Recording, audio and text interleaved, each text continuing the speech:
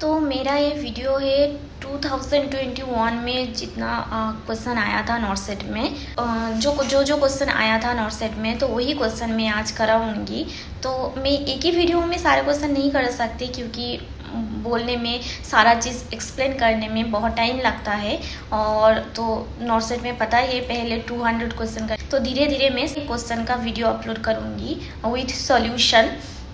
तो आपको ये वीडियो देखना चाहिए और आप ज़रूर देखना, आपको बहुत हेल्प होगा। तो आज का ये वीडियो है प्रीवियस ईयर 2021 का नॉर्थ सेट का एग्ज़ाम पेपर का क्वेश्चन का सॉल्यूशन में करा रही हूँ। तो फर्स्ट क्वेश्चन है maximum time of hand hygiene. Hand hygiene के मैक्सिमम टाइम कितने होते हैं? फर्स्ट ऑप्शन है 90 second, second option 20 to 30 second, third option 1 minute, fourth option 2 minute. तो इसमें से सही आंसर कौन सा होगा? आप लोग बताओ। मैं टाइम दे रही हूँ 3 सेकेंड। 3 सेकेंड के अंदर आप लोग मुझे बताओ कि सही आंसर कौन सा है। और वीडियो के एंड में आप लोग कमेंट करना कि आप लोगों का कितना क्वेश्चन सही हुआ।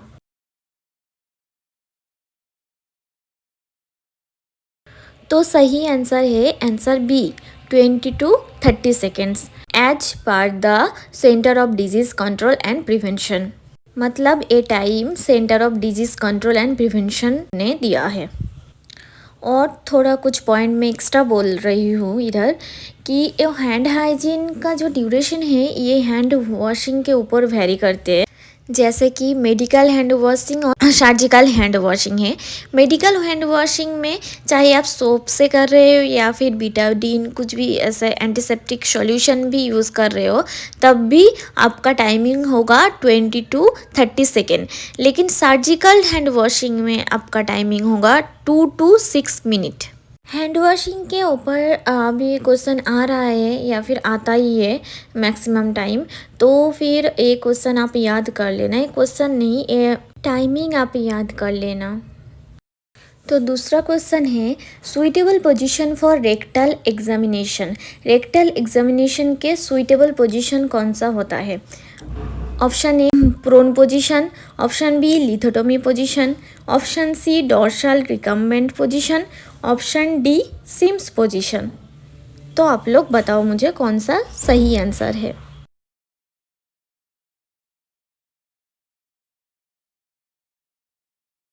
तो सही आंसर है option D, Sims position. Sims position में रेक्टल एग्जामिनेशन करना सबसे इजी होता है, तो इसलिए रेक्टल एग्जामिनेशन के टाइम में सिम्स पोजीशन देते हैं। इधर मैंने सारे पोजीशन का पिक्चर ऐड किया है ताकि आपको इजी हो देखने में। तो ये है prone position, dorsal recumbent position, Sims position and lithotomy position. तो नेक्स्ट क्वेश्चन है minimum score of CGS means Glasgow coma scale का मिनिमम स्कोर कितना होता है? ग्लासगो कोमा स्केल भी बहुत इम्पॉर्टेंट है, इससे भी एक ना एक क्वेश्चन आता ही है मैक्सिमम एग्ज़ाम में। तो ये वाला जो है ना ग्लासगो कोमा स्केल, इसका अच्छे से पढ़ के रखना है। इसका किसमें कौन सा स्कोर देते हैं, आई ओपनिंग में, ओरिएंटेशन में। ये सारा जो क्वेश्चन मैं डिस्कस कर रही हूँ ये सारा प्रीवियस ईयर क्वेश्चन है, तो सारा क्वेश्चन ही बहुत इम्पॉर्टेंट है। ये सारा टॉपिक बहुत इम्पॉर्टेंट है, ये सारा टॉपिक को आपको अच्छे से कवर करना है। तो क्वेश्चन के तरफ बढ़ते हैं। तो ग्लासगो कोमा स्केल का मिनिमम स्कोर कितना है? Option A 0, option B 1, option C 2, option D 3।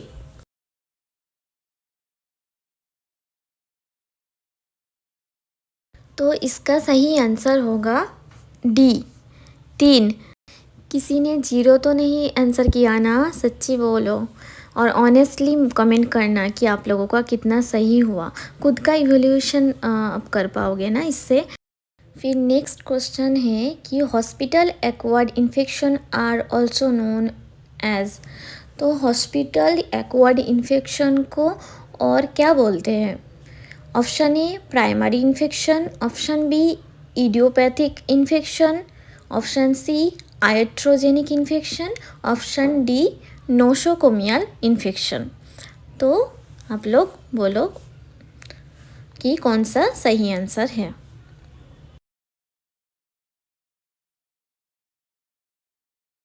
यहाँ पे सही आंसर होगा आंसर डी, नोसोकोमियल इन्फेक्शन। तो हॉस्पिटल एक्वायर्ड इन्फेक्शन को हम नोसोकोमियल इन्फेक्शन भी बोलते हैं। तो हम थोड़ा अदर ऑप्शन को भी अभी समझ लेते हैं। तो प्राइमरी इन्फेक्शन किसको बोलेंगे?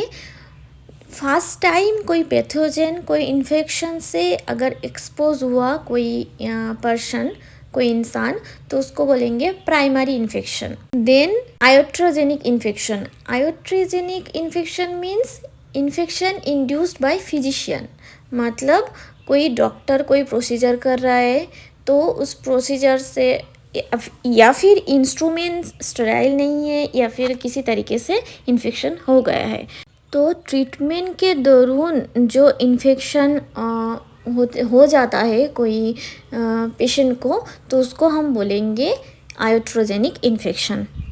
फिर है idiopathic infection. Idiopathic infection means infection होता है लेकिन उसका कोई एग्जैक्ट कॉज नहीं है, कोई कॉज हमें नहीं पता कि किसकी वजह से वो इन्फेक्शन हुआ है, तो इसको बोलेंगे हम idiopathic infection. Then last option है नोसोकोमियल इन्फेक्शन। नोसोकोमियल इन्फेक्शन होता है जो इन्फेक्शन हॉस्पिटल में एडमिशन होने के 48 आवर्स बाद होगा ओकर, मतलब 48 आवर्स से पहले नहीं होगा, तो उसको हम हॉस्पिटल एक्वायर्ड या फिर नोसोकोमियल इन्फेक्शन नहीं बोलेंगे। फिर वो इन्फेक्शन घर से होके आया होगा पेशेंट, लेकिन पेशेंट का कोई इन्फेक्शन नहीं था, फिर हॉस्पिटल में एडमिशन होने के बाद वो भी 48 आवर्स एडमिशन होने के बाद अगर कोई इन्फेक्शन हो गया पेशेंट को, तो फिर उसको बोलेंगे हम हेल्थ केयर एसोसिएटेड इन्फेक्शन या फिर नोसोकोमियल इन्फेक्शन या फिर हॉस्पिटल एक्वायर्ड इन्फेक्शन। इसमें और एक चीज़ मैं ऐड करना चाहूँगी, जो इन्फेक्शन हॉस्पिटल में एडमिशन होने के 48 आवर्स के पहले हो जाते हैं ना, उसको हम बोलेंगे कम्युनिटी एक्वायर्ड इन्फेक्शन। मतलब वो इन्फेक्शन पहले से ही कम्युनिटी से, मतलब दूसरे लोगों से, घर से उनका हुआ था। तो कोई पेशेंट हॉस्पिटल में एडमिशन होने के 48 आवर्स पहले अगर इन्फेक्शन हुआ, उसको हम बोलेंगे कम्युनिटी एक्वायर्ड इन्फेक्शन। अगर हॉस्पिटल में एडमिशन होने के 48 आवर्स बाद कोई इन्फेक्शन होगा, तो हम उसको बोलेंगे कि हॉस्पिटल एक्वायर्ड इन्फेक्शन, हॉस्पिटल से उसको हुआ है वो इन्फेक्शन। ठीक है, तो ये दो चीज़ आप याद कर लेना। Then next question, side effect of chloramphenicol. Chloramphenicol जो ड्रग है उसका साइड इफ़ेक्ट क्या होता है? Option A dizziness, option B headache, option C bone marrow suppression, option D immunity suppression. तो इसमें से कौन सा ऑप्शन सही होगा कि क्लोरामफेनिकोल के साइड इफ़ेक्ट क्या होता है?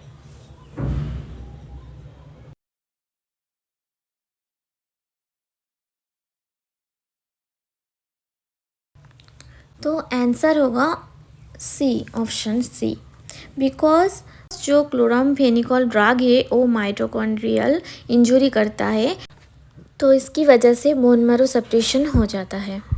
और दूसरा जो मैंने एक्स्ट्रा पॉइंट लिखाया है कि सबसे और एक इम्पॉर्टेंट पॉइंट है, इम्पॉर्टेंट साइड इफ़ेक्ट है क्लोरामफेनिकोल के, वो है ग्रे बेबी सिंड्रोम। क्लोरामफेनिकोल जो ड्रग है इसकी वजह से क्या हो जाता है? ग्रे बेबी सिंड्रोम हो जाते हैं। नेक्स्ट क्वेश्चन है, which of this not the principle of the health education. तो इसमें से कौन सा ऑप्शन है जो हेल्थ एजुकेशन के प्रिंसिपल नहीं है? तो ऑप्शन है interest, B credibility, C comprehension, D unknown to known. तो इसमें कौन सा ऑप्शन है जो हेल्थ एजुकेशन के प्रिंसिपल में नहीं आता है?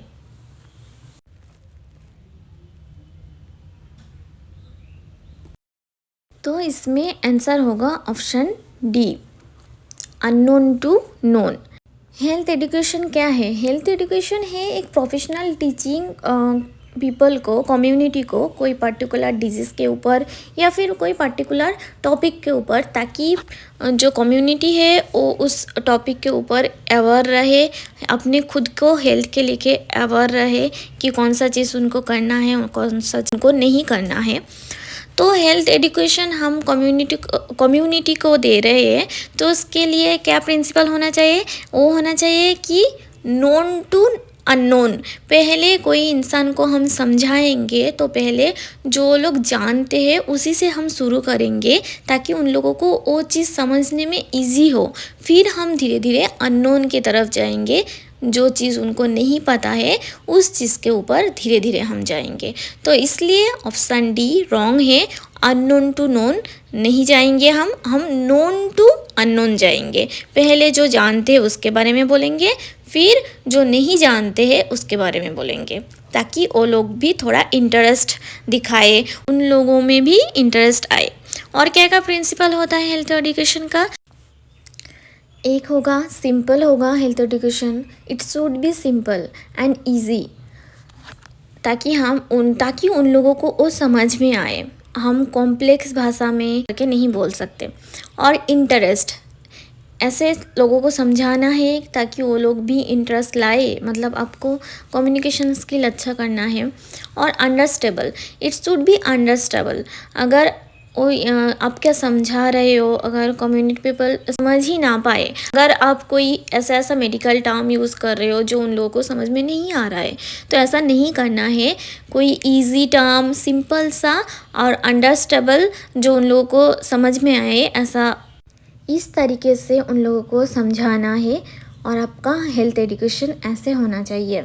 और कॉम्प्रिहेंसिव मीन्स कि वाइडली समझाना पड़ेगा, कि आप कोई चीज़ शॉर्टली नहीं बोल सकते। उन लोगों को उस चीज़ के बारे में समझाना है और वाइडली बोलना है, मतलब सारा कुछ कवर करके अच्छे से एक्सटेंड करके बोलना है। कॉम्प्रिहेंसिव मीन्स है कि एक्सटेंड, सारा कुछ एक्सटेंड करके बोलना है, कि ऐसा ए है इसका मतलब ओ है, तो सारा कुछ एक्सटेंड करके बोलना है।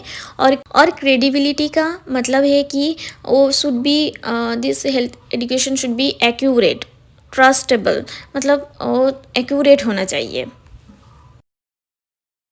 नेक्स्ट क्वेश्चन है कि needle gauge preferred with blood transfusion. Blood transfusion के लिए कौन सा गॉज का नीडल प्रेफरेबल है, मतलब सबसे ज़्यादा यूज़ होता है?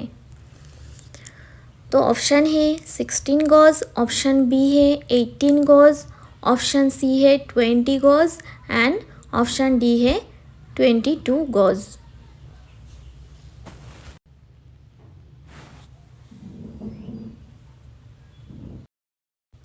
तो आई थिंक ये क्वेश्चन सारे लोगों ने सही किया होगा।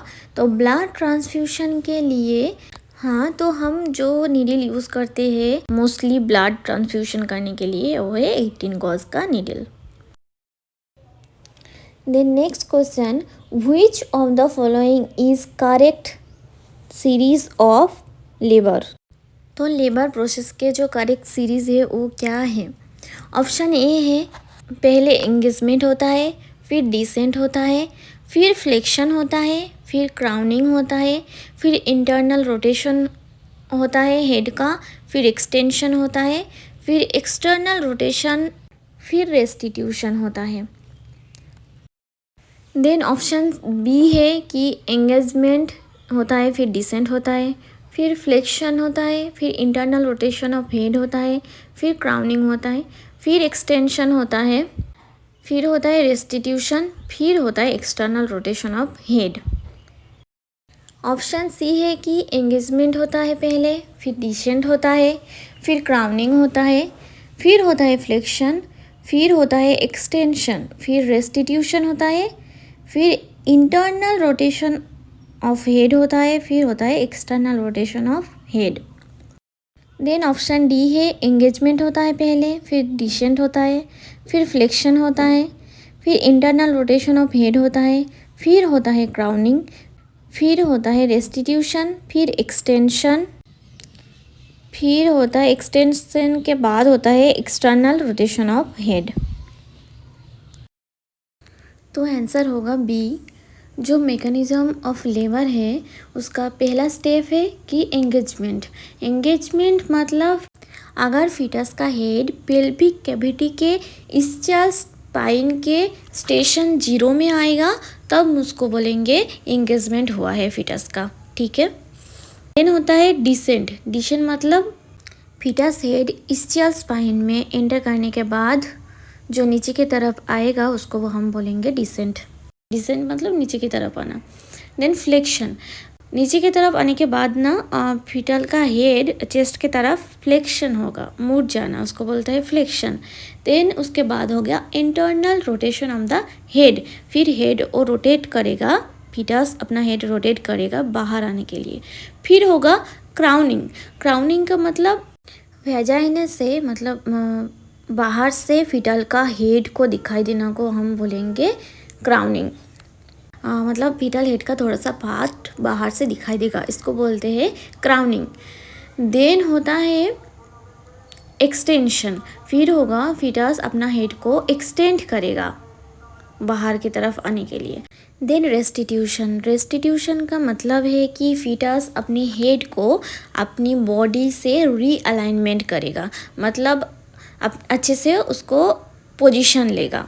अभी जो हेड को घुमा रहा था, फ्लेक्शन कर रहा था, एक्सटेंशन कर रहा था ना, हेड को नॉर्मल पोजीशन में लेगा, बॉडी से अलाइनमेंट करके हेड को नॉर्मल पोजीशन में लेगा, इसको बोलेंगे रेस्टिट्यूशन। मतलब हेड और बॉडी पोजीशन अच्छे से ठीक से हो लेगा, इसको ही बोलेंगे रेस्टिट्यूशन। फिर एक्सटर्नल रोटेशन करेगा हेड को। फिर होगा एंटीरियर शोल्डर उसका बाहर आएगा, फिर पोस्टीरियर शोल्डर बाहर आएगा, फिर उसके बाद फीटस एक्सपल्शन होगा, मतलब बाहर आ जाएगा।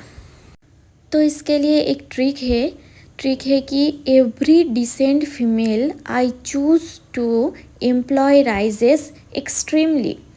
Every for engagement, descent for descent, female means flexion, I for internal rotation, choose for crowning, choose to मतलब crowning, employ मतलब extension, rises restitution, extremely external rotation of the head, then expulsion। वो तो याद ही रहेगा सबको। तो ये है ट्रिक लेबर प्रोसेस का। तो इस ट्रिक को याद रखना और बहुत अच्छे से याद कर पाओगे। देन नेक्स्ट क्वेश्चन है कि neonate compression ventilation ratio is, मतलब न्यूनेट कंप्रेशन वेंटिलेशन का रेशियो क्या होता है। Option A 1:1, option B 1:2, option C 1:3, option D 1:4। तो क्वेश्चन में क्या बोला है, न्यूनेट का कंप्रेशन वेंटिलेशन रेशियो पूछा है, इन्फेंट का नहीं। तो आप लोग बोलो कि आंसर क्या होगा।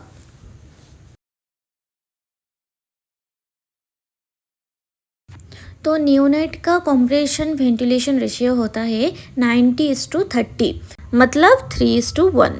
इधर ऑप्शन में 1:3 है, तो आपको इसको मतलब कंफ्यूज नहीं होना है आपको। अगर 3:1 नहीं है तो 1:3 ही होगा। नेक्स्ट क्वेश्चन है कि according to rule of 9 the percentage of bond of perineum is, मतलब according to rule of 9 perineum का बॉन्ड परसेंटेज क्या होता है। Option A 1%, option B 18%, option C 4.5%, option D 9%। तो इसमें सही आंसर कौन सा होगा। ये जो रूल ऑफ 9 है तो इसको आपको मतलब रट्टा ही मारना है, और कोई ऐसा नहीं है। तो इसको रट्टा मारना है कि हैंड का कितना आता है, अपर चेस्ट, लोअर चेस्ट, बैक का, पेरिनियम का, हेड का, फेस का कितना आता है, ये आपको रट्टा मार के रखना है। और रूल ऑफ 9 जो बॉन्ड का है वो इन्फेंट, चाइल्ड, एडल्ट तीनों का ही आप देख लेना। तो आंसर होगा ए, ऑप्शन ए 1%। पेरिनियम का जो बॉन्ड होता है हम उसको रूल ऑफ 9 के अंडर 1% में काउंट करते हैं। तो होप सो आप लोगों को मेरा ये वीडियो अच्छा लगा होगा। ये सारा ही वीडियो मेरा बहुत हेल्पफुल होगा आपके लिए, टेस्ट सीरीज की जैसा होगा आपके लिए। तो सारा सॉल्यूशन मतलब जो जो टॉपिक इस क्वेश्चन के अंडर है वो सारा टॉपिक आप अच्छे से पढ़ना, अच्छे से सॉल्यूशन देखना इनका, और आप पेपर पेन लेके बैठ जाना और जो भी आपको एक्स्ट्रा पॉइंट मिल रहा है आपके नोट कॉपी में ऐड करते जाना है। अभी बहुत कम टाइम बचा है तो पढ़ने का स्पीड अप और भी ज़्यादा, पढ़ने का स्टडी को और भी ज़्यादा टाइम दो, जितना हो सकता है उतना टाइम दो। अगर आपको रैंक चाहिए तो इतना टाइम देना ही पड़ेगा आपको, और कोई दूसरा ऑप्शन नहीं है आपके पास। तो बहुत अच्छे से पढ़ो, बिना स्ट्रेस के, बिना टेंशन लेके। तो अगर मेरा ये वीडियो आप लोगों के लिए हेल्पफुल हो रहा है या फिर आप लोगों को अच्छा लगा तो ज़रूर मुझे कमेंट में बताना किसने कितना क्वेश्चन आंसर किया, सही आंसर किया है, ये भी कमेंट में बताना है आप लोगों को, ठीक है। और आप मुझे फीडबैक देना कि ये वीडियो आपके लिए कितना हेल्पफुल है, तो मेरे लिए भी सही रहेगा। और आप लोग ऐसे ही मेरे साथ बने रहे, मैं आप लोगों के लिए और भी ज़्यादा वीडियो डालूँ।